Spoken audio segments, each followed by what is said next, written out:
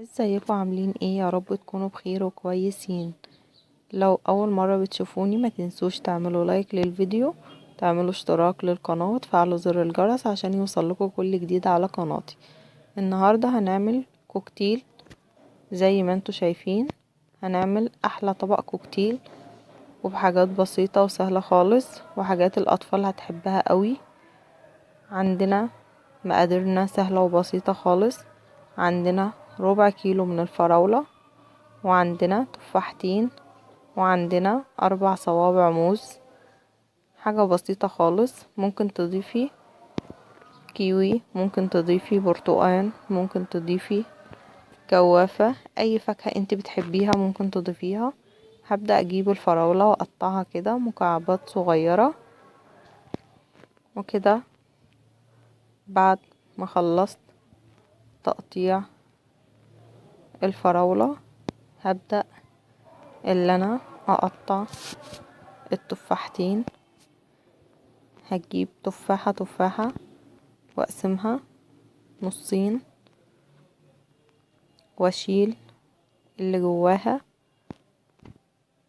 وابدأ اللي انا اقطعها برضو مكعبات صغيرة.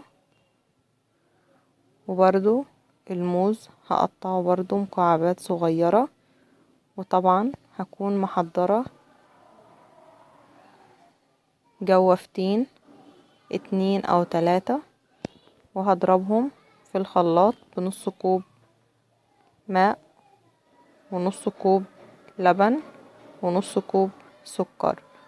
ممكن اي نوع عصير انت بتحبيه تاني تعمليه. ممكن تضيفي مانجا، ممكن تضيفي فراولة، اي نوع انت بتفضليه. ممكن تشكلي اي نوع تاني، مش لازم جوافة باللبن زي ما انا عاملة. ممكن تعملي فراولة باللبن، ممكن تستغني عن اللبن خالص. حاجات بسيطة وسهلة، وزي ما انتوا شايفين شكله ما شاء الله، شكله في منتهى الجمال وطعمه جميل جدا. الأطفال اللي ما بتحبش تاكل الفاكهة المنوعة، ده حلو جدا للأطفال ومغذي ومفيد جدا. ما تنسوش تعملوا لايك للفيديو واشتراك للقناة وتفعلوا زر الجرس عشان يوصلكوا كل جديد على قناتي، وتدعموني وتشجعوني علشان قناتي تكبر بيكم ان شاء الله. وهستنى رأيكم في التعليقات. وزي ما انتوا شايفين ما شاء الله شكله بيتكلم عن نفسه.